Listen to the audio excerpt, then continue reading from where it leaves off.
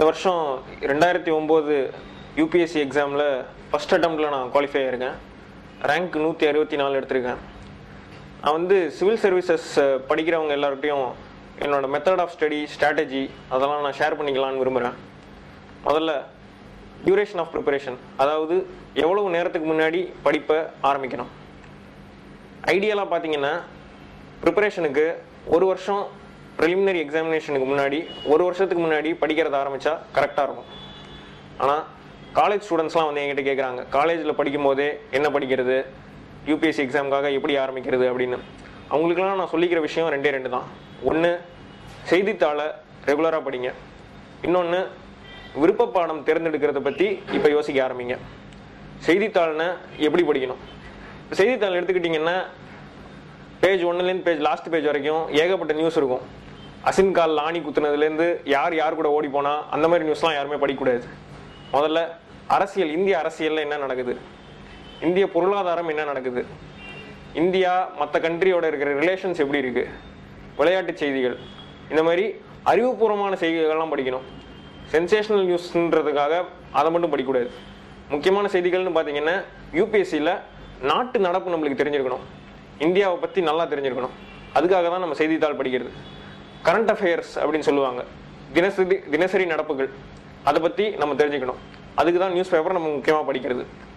இன்னொன்று பார்த்தீங்கன்னா மேகசின்னா குமுதம், ஆனந்த விகடன் மாதிரி மேகசின் படிக்கிறது இல்லை.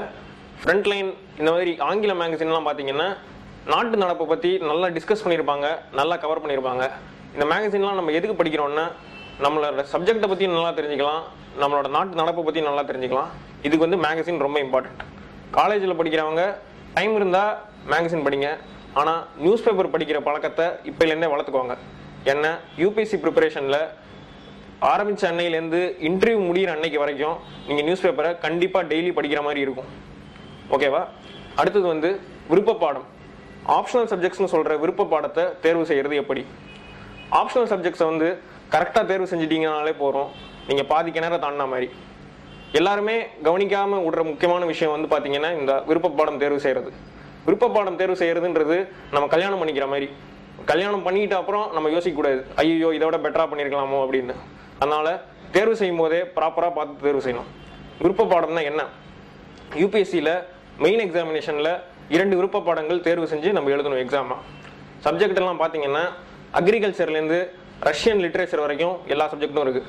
அதுக்காக எல்லா சப்ஜெக்ட்டையும் ஒன்றா எடுத்து பார்க்கணுன்னு அவசியம் இல்லை. உங்களுக்கு தெரிஞ்ச பிடிச்ச சப்ஜெக்ட்டு ஒரு 4-5 எடுத்துக்கோங்க. 4-5 எடுத்துக்கிட்டு சிலபஸ் என்னன்னு பாருங்கள். என்ன சப்ஜெக்ட்டு, என்ன சிலபஸ் கொடுத்துருக்காங்க யூபிஎஸ்சி வெப்சைட்லேயே திறந்து பார்த்தீங்கன்னா சப்ஜெக்டோட சிலபஸ் இருக்கும், ப்ரீவியஸ் இயர் வினாத்தாள்கள் இருக்கும். அதெல்லாம் எடுத்து பாருங்கள், படிங்க. படித்து உங்களுக்கு அந்த சப்ஜெக்ட் பிடிச்சிருந்ததுன்னா என்சிஆர்டி அப்படின்னு சொல்லக்கூடிய இந்த சிபிஎஸ்சி போர்டுக்கெலாம் பயன்படுத்துகிற புக் இருக்குது, 11th ஸ்டாண்டர்ட் 12th ஸ்டாண்டர்ட், அந்த புக்கெல்லாம் எடுத்து படித்து அதுக்கப்புறம் ஆப்ஷனல் செலக்ட் பண்ணணும். ஆப்ஷனல்ஸ் எப்படி செலக்ட் பண்ணலாம்? சில பேர் பார்த்தீங்கன்னா அவங்க பட்டம் படிக்கும்போதே ஒரு சில சப்ஜெக்ட் படிச்சுட்டு இருப்பாங்க. அந்த மாதிரி இருக்கிறவங்களுக்கு வசதியாக போச்சு, அவங்களோட சப்ஜெக்ட் ஒரு சப்ஜெக்ட் எடுத்துக்கலாம், இன்னொரு சப்ஜெக்ட் அவங்களுக்கு வேணுங்கிறத சூஸ் பண்ணிக்கலாம்.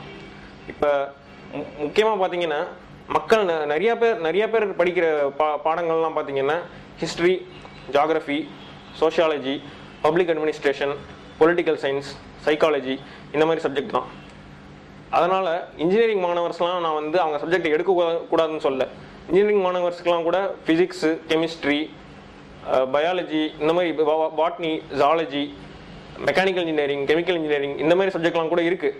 ஆனால் என்ன பிரச்சனைன்னா இந்த மாதிரி சப்ஜெக்டை நிறையா பேர் சூஸ் பண்ண மாட்டாங்க. லா ஆஃப் ஆவரேஜஸ் அப்படின்னு சொல்லுவாங்க. அதை வந்து அந்த அட்வான்டேஜை நீங்கள் இழக்கிறீங்க. அதுக்காக உங்களை அந்த சப்ஜெக்டை சூஸ் பண்ண வேணாம்னு நான் சொல்லலை. உங்களுக்கு ரொம்ப பிடிச்சிருக்கு அந்த சப்ஜெக்ட் பிடிச்சிருக்கா இல்லையா, அதுதான் ரொம்ப இம்பார்ட்டன்ட். சப்ஜெக்ட் செலக்ட் பண்ணுறதுக்கு ரொம்ப பிடிச்சிருந்ததுன்னா நீங்கள் எடுத்து 400க்கு மேலே கூட அந்த சப்ஜெக்டில் மார்க் வாங்கலாம். அதனால் ஆப்ஷனல் சப்ஜெக்ட் செலக்ட் பண்ணுறதை ஒழுங்காக ப்ராப்பராக முடிவு பண்ணிக்கோங்க. அடுத்து யூபிஎஸ்சி எக்ஸாம் பற்றி சில வதந்திகள் உழவுது அப்படின்னு தான் நான் சொல்லுவேன், தமிழ்நாட்டு மக்கள் மத்தியில் குறிப்பாக. ஒன்று வந்து பார்த்தீங்கன்னா 12th வந்து நிறையா மார்க் எடுத்துருக்கணும், 10th 12th நிறையா மார்க் எடுத்துருக்கணும், நல்ல காலேஜில் படிச்சிருக்கணும்.